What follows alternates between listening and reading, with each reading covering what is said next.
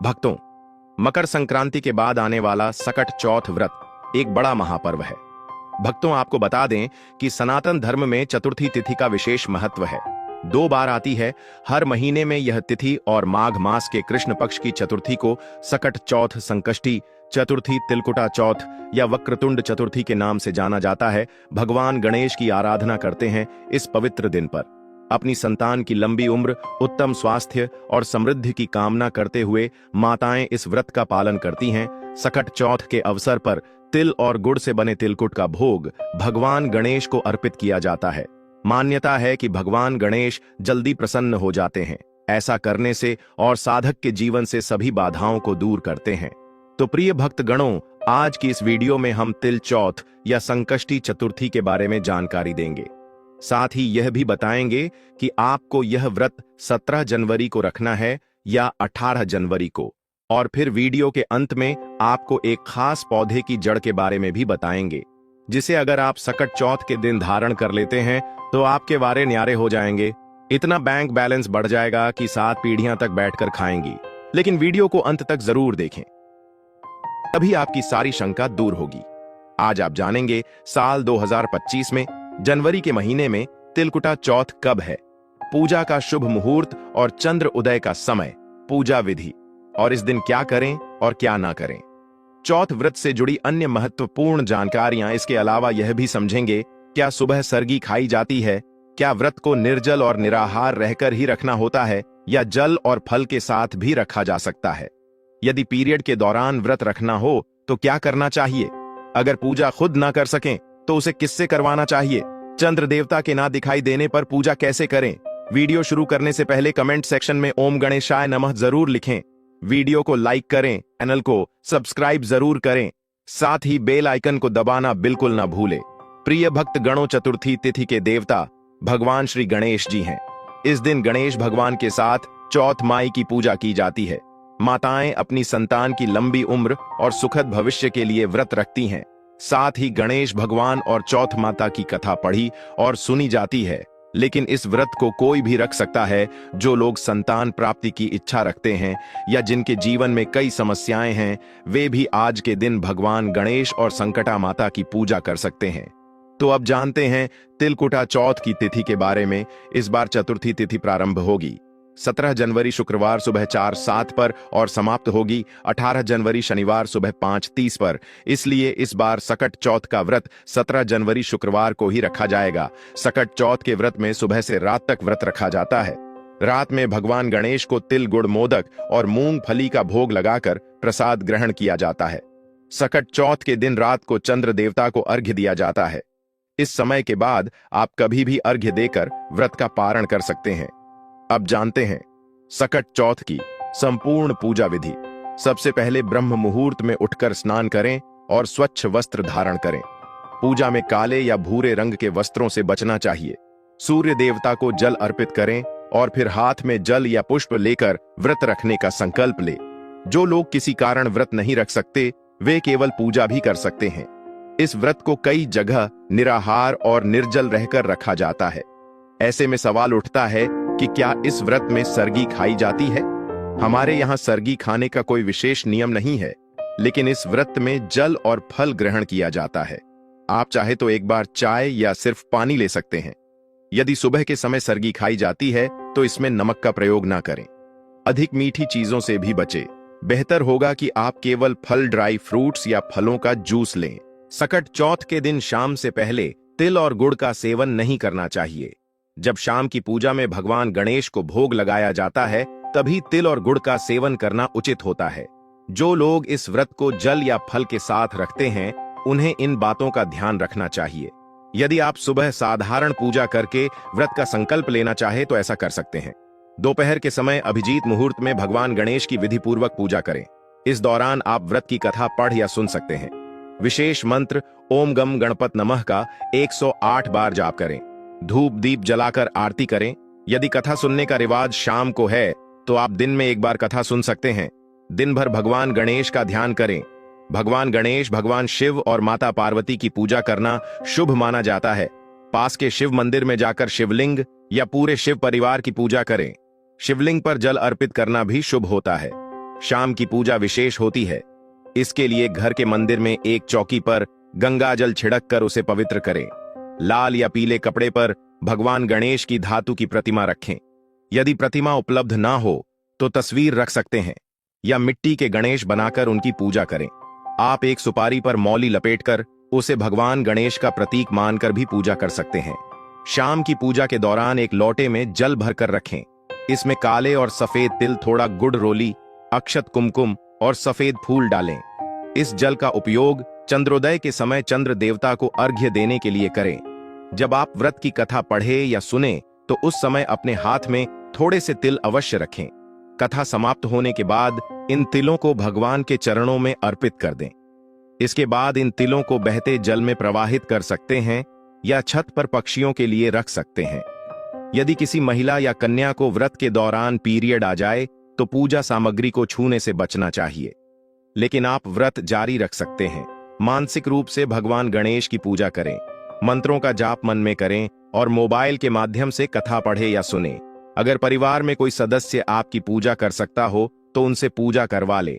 छोटे बच्चों से भी पूजा करवाई जा सकती है, जैसे धूप दीप जलाना, भगवान को भोग लगाना और आरती उतारना। इस तरह आपका व्रत पूरा हो जाएगा। अगर आप पहली बार व्रत शुरू कर रहे हैं तो इसे शुद्ध अवस्था में शुरू करना चाहिए। पीरियड के समय व्रत की शुरुआत करना उचित नहीं है। गर्भवती महिलाएं भी यह व्रत रख सकती हैं, लेकिन अपने स्वास्थ्य का ध्यान रखें।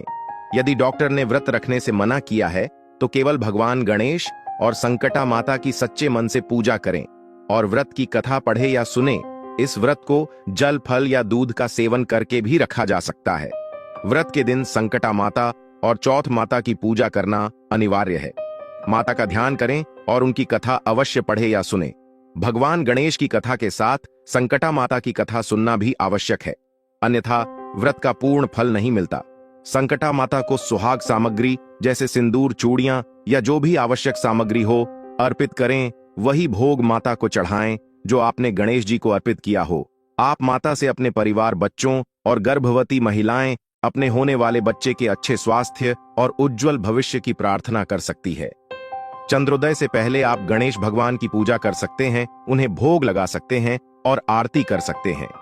जब चंद्रोदय का समय हो जाए और अगर आपके घर के पास चंद्रमा दिखाई दें और आसमान साफ हो तो चंद्र देवता की पूजा करें और उन्हें अर्घ दें। अगर मौसम साफ ना हो और चंद्र देवता दिखाई ना दें तो भगवान शंकर के मस्तक पर विराजमान चंद्र देवता की पूजा करें। पूजा के लिए घर की छत या बालकनी पर जाएं जहां से आसमान थोड़ा भी दिखता हो। वहां चंद्र देवता की तस्वीर या मूर्ति रखें और जल के लोटे से अर्घ्य दें। अर्घ्य देते समय ओम श्रा श्री श्रम सचंद्रम से नमः मंत्र का 3 बार जाप करें और अपनी जगह पर खड़े होकर 3 बार परिक्रमा करें। ऐसा करने से चंद्र देवता की कृपा प्राप्त होती है, दाम्पत्य जीवन सुखी होता है, मानसिक तनाव कम होता है और कुंडली में चंद्र दोष भी दूर हो सकता है। चतुर्थी के चंद्रमा का दर्शन शुभ होता है, लेकिन भाद्रपद मास की चतुर्थी को चंद्र दर्शन वर्जित है। इसके पीछे एक रोचक कथा है। सकट चौथ का व्रत इसी तरह पूर्ण होता है। यह चौथ बहुत महत्वपूर्ण मानी जाती है। इस दिन अगर आप किसी छोटी वस्तु का भी दान करते हैं तो उसका कई गुना पुण्य मिलता है। अपनी क्षमता के अनुसार तिलकुट का दान जरूर करें। अगर आपकी कोई मन्नत है तो भगवान गणेश से प्रार्थना करें और अगली चौथ के समय अपनी सामर्थ्य के अनुसार भगवान को अर्पित करने का संकल्प लें। इसके अलावा जो भी आपका मन कहे उसके अनुसार संकल्प ले सकते हैं और भगवान गणेश की पूजा कर सकते हैं। जब भी आप कोई मन्नत ले तो एक चुनरी में गांठ लगाकर भगवान से मन्नत पूरी होने की प्रार्थना करें। मन्नत पूरी होने के बाद उस चुनरी को भगवान गणेश को अर्पित कर दे। अगर मंदिर दूर हो तो अपने घर के मंदिर में चुनरी को रख सकते हैं। मन्नत पूरी होने पर गांठ को खोलना ना भूलें। भगवान को विधि विधान से भोग लगाकर पूजा करें और आपकी जो भी मन्नत हो उसे पूरा जरूर करें। अधूरा संकल्प भगवान गणेश को नाराज कर सकता है, इसलिए इसका विशेष ध्यान रखें। कई जगहों पर इस दिन अपनी सासू माँ या घर के बड़े बुजुर्गों को बायना देने की परंपरा है। अगर आपके यहाँ यह रिवाज है तो अपनी क्षमता और बजट के अनुसार सुहाग की सामग्री, भोजन, अनाज, वस्त्र और दक्षिणा उन्हें दें। व्रत रखने वालों को घर के सभी बड़े बुजुर्गों का आशीर्वाद लेकर ही दिन की शुरुआत करनी चाहिए। कहते हैं यह व्रत बच्चों के लिए रखा जाता है, इसलिए बच्चों को पास बैठाकर कथा सुनाएं और उनके हाथों से भगवान गणेश का तिलकुट का भोग लगवाएं। कुछ जगहों पर तिलकुट का बखरा बनाकर उसकी बलि परिवार के किसी बालक से दिलाई जाती है, जिसे बाद में प्रसाद रूप में बांटा जाता है। व्रत खोलते समय सबसे पहले भगवान को भोग लगाएं। अगर आपके यहाँ मीठा भोजन करने का नियम नहीं है तो सेंधा नमक से बना शुद्ध सात्विक भोजन ग्रहण कर सकते हैं। भगवान गणेश को लड्डू, मोदक और दूर्वा बहुत प्रिय हैं। इस दिन तिल और गुड़ से बने लड्डू का भोग विशेष रूप से लगाया जाता है और इसका दान भी किया जाता है। शाम को चंद्रदेव की पूजा करके उपवास खोलें। सबसे पहले तिल और गुड़ के लड्डू प्रसाद रूप में ग्रहण करें। तो यह थी तिलकुट चौथ से जुड़ी जानकारी। अब आपको उस विशेष पौधे की जड़ के बारे में बतलाते हैं, जिसे अगर आप तिलकुट चौथ, सकट चौथ के दिन धारण कर लेंगे तो हमारा आप विश्वास मानकर चलिए, आपको धारण करने के कुछ दिन बाद ही चमत्कार दिखने शुरू हो जाएंगे। स्वयं भोलेनाथ ने इस पौधे की प्रशंसा की है। ब्रह्मा, विष्णु, महेश का आपको आशीर्वाद इसको धारण करते ही मिल जाएगा, क्योंकि इसकी जड़ों में जो है तीनों देव, विष्णु, ब्रह्मा, महेश का वास माना गया है। कुल मिलाकर इसमें पूरी सृष्टि समाई हुई मानी जाती है।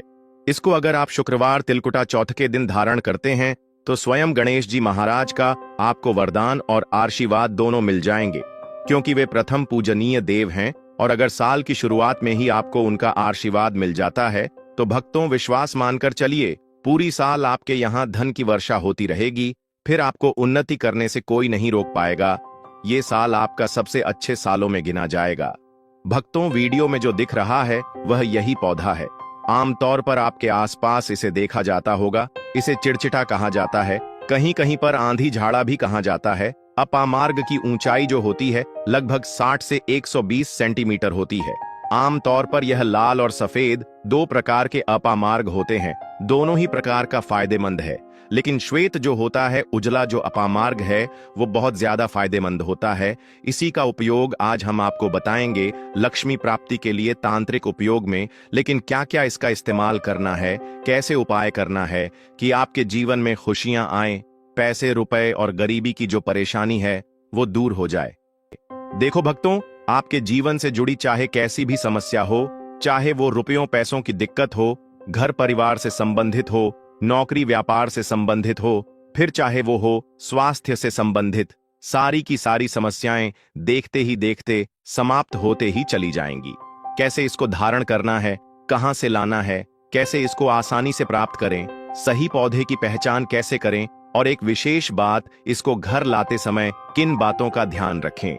लेकिन सबसे पहले आप वीडियो को लाइक करके कमेंट में लिख दीजिए कि हे लक्ष्मी माता, आपका हमारे आंगन में स्वागत है। इससे स्वयं माता लक्ष्मी जी का आशीर्वाद आपको मिल जाएगा।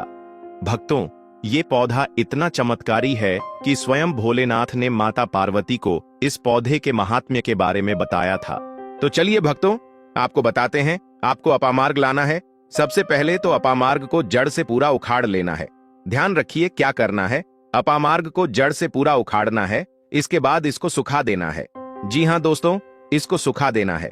सूख जाने के बाद क्या करना है, आपको इसको जला लेना है। जला करके इसकी जो राख बनेगी उसे लाल कपड़े में बांधना है। क्या क्या सुखाना है आप ध्यान रखिएगा। इसके जो फल लगा हुआ हो वो फल भी उसी में हो, पत्तियां हो, जड़ हो, पूरी की पूरी जड़ होनी चाहिए। जड़ को थोड़ा सा हरा काट लीजिएगा। जब हरा रहे, सूखे, तभी ही काट लीजिएगा। उसको जलाइएगा, वो थोड़ा सा अलग से रख लीजिएगा। इसके बाद इसको पूरा जला दीजिएगा।